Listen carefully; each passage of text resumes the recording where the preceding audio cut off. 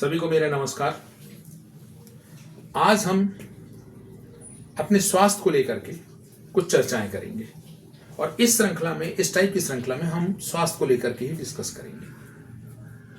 हमारा शरीर जो कि हमारे साथ लगातार चलना है, तो हमें अपने शरीर के ऊपर स्वतः ही ध्यान देना पड़ेगा। पूरी प्रक्रियाएं हैं, 5 तत्वों से मिलकर के शरीर बना हुआ है। उन 5 तत्वों को बैलेंस करना है और उसके लिए हमें कार्य करना है। तो हमें अपने शरीर पर स्वयं ध्यान देना है, यानी हमको अपने शरीर विज्ञान को समझना है।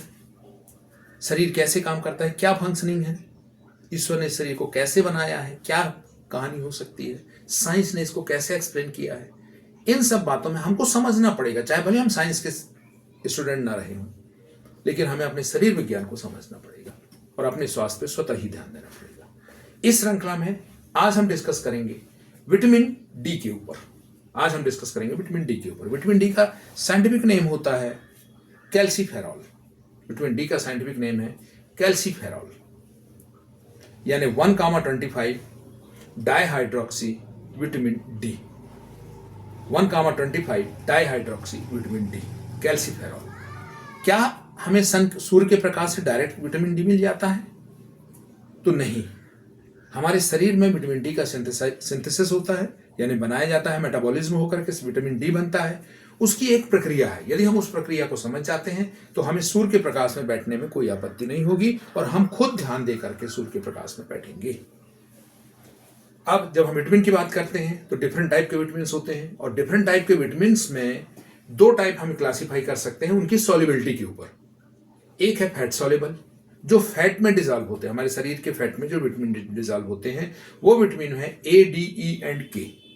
ए, डी, ई एंड के। और सेकंड है वाटर सॉल्युबल, जो वाटर में डिजॉल्व होते हैं, विटामिन सी और विटामिन बी। विटामिन सी और विटामिन बी जो वाटर में डिजॉल्व होते हैं, तो जब हम पानी का ज्यादा उपयोग करते हैं तो हमारे शरीर में विटामिन सी और विटामिन बी की कमी होती है, जिसे हमें सप्लीमेंट्स लेकर के, नेचुरल सप्लीमेंट्स, दवाइयों की बात नहीं कर रहा हूं, नेचुरल सप्लीमेंट्स लेकर के हमको सी और बी को, विटामिन सी और विटामिन बी को मेंटेन करके रखना पड़ता है।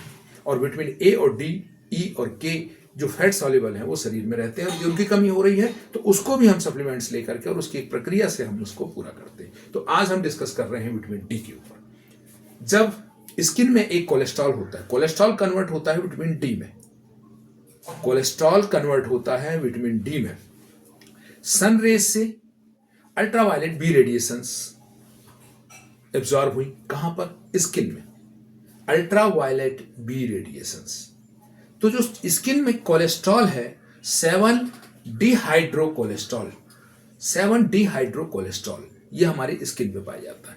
तो इनके ऊपर जब अल्ट्रावायलेट बी रेडिएशन एब्जॉर्ब हुआ तो ये जो है 7 डिहाइड्रो कोलेस्ट्रॉल, ये कन्वर्ट होता है प्री विटामिन D3 में। प्री विटामिन D3 में फिर उसके बाद वो आइसोमेराइजेशन होकर के फॉर्म होता है विटामिन D3, यानी स्किन का कोलेस्ट्रॉल विटामिन D3 में कन्वर्ट हुआ। विटामिन D3 मतलब कोलेकैल्सीफेरॉल। विटामिन डी का नाम है कैल्सीफेरॉल और विटामिन D3 का नाम है कोलेकैल्सीफेरॉल। अब स्किन में फॉर्म हो गया हमारा कोलेकैल्सीफेरॉल यानी विटामिन D3। अब ये विटामिन D3 कहां ट्रांसपोर्ट हुआ? लीवर में। ये विटामिन D3 कहां ट्रांसपोर्ट होगा? लीवर में। स्किन सेल से लीवर सेल्स में जाएंगे, यानी लीवर में जाएंगे।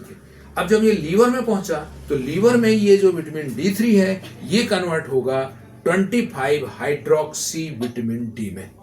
25 हाइड्रोक्सी विटामिन डी में कन्वर्ट होगा। D3 जो है लीवर में 25 हाइड्रोक्सी विटामिन डी में कन्वर्ट होगा, लीवर में, यानी लीवर का भी यहां पे उपयोग हुआ विटामिन डी बनने में।